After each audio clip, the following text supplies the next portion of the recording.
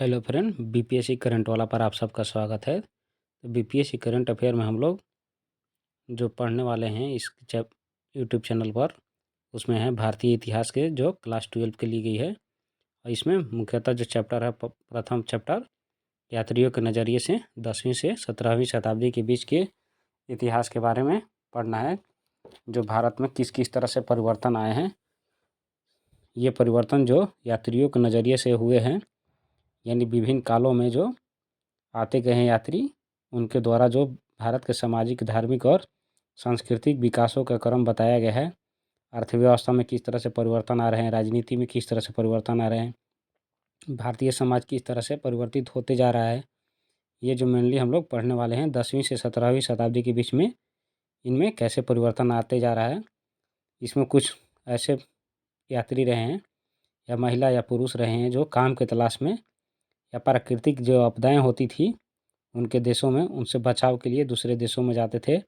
इसके अलावा कुछ जो व्यक्ति होते थे वो व्यापार के लिए, कुछ सैनिकों के साथ यानी सैनिक के रूप में, कुछ पुरोहितों के साथ यानी धार्मिक गुरुओं के साथ, काजियों के साथ, या कुछ तीर्थ यात्रा के रूप में भारत के से बाहर या भारत में लोग आते जाते रहे हैं। तो इस क्रम में जो यात्रियों ने देखा है समाज में होते हुए परिवर्तन को, जिसमें भूदृश्यों में परिवर्तन, भौतिक परिवेश में परिवर्तन आ रहे हैं, प्रथाओं में, भाषाओं में जो परिवर्तन है, आस्था में परिवर्तन आ रहे हैं, लोगों के व्यवहार में किस तरह से परिवर्तन आते जा रहे हैं समय के समय, इन चीज़ की भिन्नताओं को देखेंगे अगर, जिनसे हमारे समाज में किस तरह की असमानता है, इसके द्वारा इनके अपने कृतियों के द्वारा स्पष्ट किया गया है।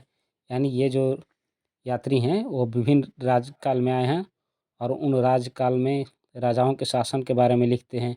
जैसे विजयनगर साम्राज्य के बारे में बात की जाए तो इसमें जो यात्री था अब्दुल रज़ाक, जो समरकंद का निवासी था, जब वो हेरात से होकर भारत आया तो उसने विजयनगर साम्राज्य की भव्यता का विश्लेषण जो है किस प्रकार से करता है, वहाँ के प्रशासनिक अधिकारियों के बारे में किस तरह से बात करता है, या कुछ ऐसे भी तथ्य आते हैं जो भ्रामक भी होते हैं, जो एक्चुअल में जो हमारे समाज में है, इंडियन सोसाइटी में वो नहीं होती है, लेकिन फिर भी कुछ यात्रियों के द्वारा अपने समाज के अनुरूप, या जो यूरोपियन हैं या कोई अरब देश के हैं, वो उसके अकॉर्डिंग बताते हैं। इनमें हम लोग जो पढ़ना स्टार्ट करेंगे, मुख्यतः जो है 10वीं शताब्दी में आने वाले हैं यात्री, जिसमें अलबर्नी है, जिसे अलबिरूनी भी कहते हैं, जो 11वीं शताब्दी में उज़्बेकिस्तान से आया था भारत में। और इसके बाद जो है इब्न बतूता आता है 14वीं शताब्दी में मोरक्को से। वहीं फ्रांसीसी यात्री जो है फ्रांसवा बर्नियर, ये 17वीं शताब्दी में भारत आता है। इन तीनों के अगर ध्यान से पढ़ें तो इनके ऐतिहासिक कृतियों से, उनका लेखनी से ये पता चल जाता है कि समाज में हमारे किस तरह से परिवर्तन हो रहे हैं, उनका किस तरह से समाज पर प्रभाव भिन्न भिन्न काल में धर्म, दर्शन, त्यौहार या रीति रिवाजों में, सामाजिक जीवन में किस तरह से परिवर्तन आ रहे हैं। जैसे अलबर्नी की बात की जाए तो इसने अपनी एक किताब लिखी थी, किताबुल हिंद, जो इसमें 11वीं शताब्दी में जो महमूद गजनी के साथ ये जब भारत आया था तो ये विद्वान के तौर पर आया था, और ये जो था इसको बहुभाषाविद बोला जाता था। इसको जो है संस्कृत, अरबी, फारसी, ऐसे बहुत सारे जो भाषाएं हैं इसको आती थी। इसके अकॉर्डिंग वो जो ग्रंथ उसने लिखा था किताबुल हिंद, जिसे तहकीक हिंद भी कहा जाता है, इसमें जो है अलबरूनी ने धर्म, दर्शन, त्यौहार, खगोल विज्ञान, रीति रिवाज और सामाजिक जीवन के बारे में कम से कम 80 अध्यायों का वर्णन किया है, जिसमें हर एक दर्शन का और धर्म के बारे में जितने भी उसके स्पष्टता है उसको क्लियर करने की प्रयास किया है या कोशिश किया है। इनके दृष्टिकोण की बात की जाए तो भारतीय समाज को समझने के लिए जो है इन्होंने सांस्कृतिक ग्रंथ जो हैं हमारे वेद, पुराण, गीता और मनुस्मृति पर इन्होंने अध्ययन किया था। इसके अलावा अगर बात की जाए तो इस तरह के जितने भी यात्री रहे हैं भारत में आने वाले, इन्होंने भी अपने अपने हिसाब से जो भी है वो समाज में होने वाले परिवर्तनों के बारे में लिखा है। उसको हम लोग डिटेल्स में आगे पढ़ते जाएंगे। जाति व्यवस्था की बात की जाए तो अलबर्नी ने भारत में जाति व्यवस्था की तुलना जो है फारस के सामाजिक व्यवस्था जो है सामाजिक श्रेणियों से की है। यह समझने का प्रयास किया है कि सामाजिक विभाजन जो है केवल भारत में ही ना होकर पूरे विश्व में और उसके समाज में भी देखे जाते हैं। नेक्स्ट है इब्न बतूता, जिसके द्वारा जो बुक लिखी गई थी रिहला, इसमें इसने जब 14वीं शताब्दी में मोहम्मद बिन तुगलक के साथ ये या उसके दरबार में जब दिल्ली का काजी बना था यानी न्यायाधीश बना था, तो इसने भी समाज में होने वाले सामाजिक और सांस्कृतिक जीवन का विस्तृत वर्णन किया है इस रिहला के बुक में, जिसमें इसकी यात्रा वृत्तांत जो है अरबी शब्द है रिहला, उसको मेंशन किया है और इसी के नाम से उसने बुक लिखी थी। ये 14वीं शताब्दी में जो है मोहम्मद बिन तुगलक के दरबार में आया था और ये मोरक्को का यात्री था जो दिल्ली के शासन के काल में मोहम्मद बिन तुगलक के काल में ये दिल्ली का काजी बनाया गया था, जिसके कुछ दिन के बाद मोहम्मद बिन तुगलक जो है इसको इस पदवी से हटा देता है, लेकिन भ्रष्टाचार के आरोप में, लेकिन इसको भ्रष्टाचार से मुक्ति पाने के बाद में इसको फिर से वापस काजी के रूप में रख लेता है। तो इब्न बतूता जो है रिहला अपने पुस्तक में शहरी जीवन और व्यापार के बारे में विस्तृत वर्णन करता है। उसने जो भारतीय शहर हैं जिसे दिल्ली दौलताबाद को सघन आबादी वाला और समृद्ध बताया है। उसने भारतीय कृषि उत्पादकता को और मांग में रहने वाले वस्त्रों की भी चर्चा की है, यानी जो हमारे वस्त्रों की मांग जो पूरे विश्व में होती थी कृषि उत्पादों की, उसके बारे में इसने चर्चा की है। इसके बाद जो अनोखी बातें ये करता है, जैसे नारियल और पान जैसी अपरिचित चीज़ों को उसने भी विस्तार से वर्णन किया है, क्योंकि उसके लिए अमान थी। अगर संचार व्यवस्था की बात की जाए तो ये रिहला में ये स्पष्ट करता है कि कुशल डाक प्रणाली यानी उल्लुक जो है ये घुड़सवार के द्वारा डाक का व्यवस्था किया जाता था, और उसके बाद दावा जिसे पैदल डाक भी बोला जाता था, इसके द्वारा डाक प्रणाली की प्रशंसा की जा रही है। इस तरह के दो तरह के जो डाक प्रणाली हैं हमारे यहाँ, उस समय में जो संचार व्यवस्था का मुख्य साधन था वो लोग जो घुड़सवारों के द्वारा डाकिया का काम किया जाता था, वहीं दावा जो होते थे पैदल डाक ही वो इसके द्वारा करते थे। नेक्स्ट है फ्रांसवा बर्नियर। इसकी तुलनात्मक अगर विश्लेषण करें तो ये 17वीं शताब्दी में ये फ्रांसीसी चिकित्सक रहा है और राजनीतिक दर्शन का ज्ञाता रहा है, जो भारत में लगभग 12 सालों तक ये रहा है। उसने लगातार भारत की स्थिति की तुलना जो है समकालीन यूरोप से करने के प्रयत्न करता है, विशेषकर फ्रांस से। जो फ्रांसवा बर्नियर है ये मेनली फ्रांस का रहने वाला था, इसी कारण ये जो है सामाजिक व्यवस्था जो है हमारे यहाँ इंडिया में और फ्रांस में उसको समकालीन चीज़ों से बार बार उसको कंपैरिजन करता है, तुलना करता है, जिसमें उन्होंने बाद वाले को श्रेष्ठ बताया है, विशेषकर फ्रांस को वो श्रेष्ठ बताता है। वहीं भू स्वामित्व की बात की जाए तो बर्नियर के द्वारा जो है तर्क दिया जाता था कि भारत में जो भूमि पर राज का स्वामित्व होता था उस समय, जिसे भूधारकों को निवेश करने को प्रोत्साहन नहीं मिल पाता था, अर्थव्यवस्था और जो समाज पर इसका बुरा असर पड़ता था।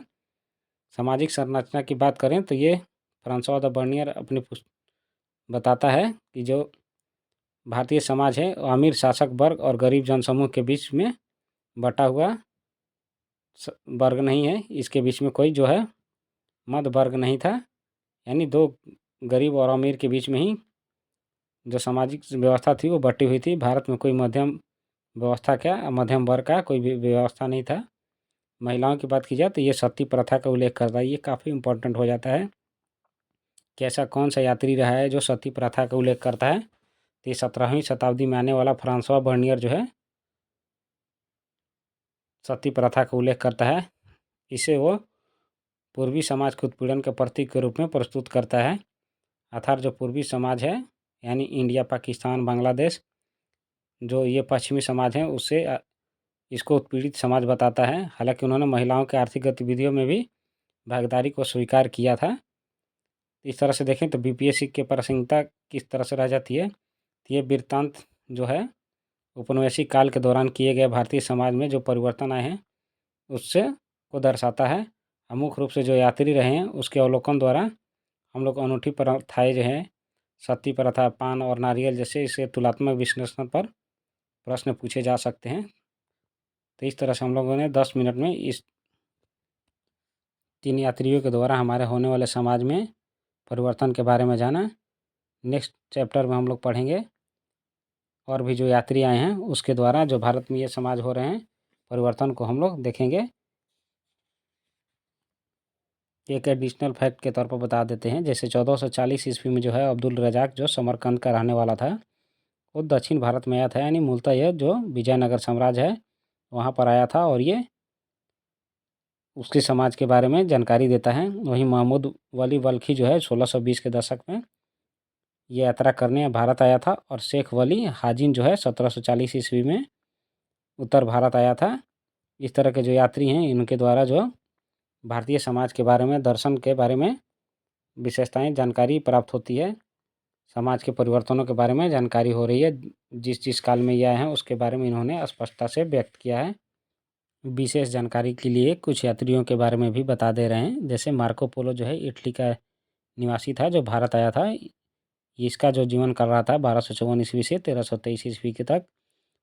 नेक्स्ट है जो इब्न बतूता है जो मोरक्को का निवासी था। इसका जो जीवन काल रहा था 1304 ईस्वी से 1377 ईस्वी तक। ये 14वीं शताब्दी का यात्री था। वहीं हम लोगों ने अब्दुल रजाक के बारे में पढ़ लिया है।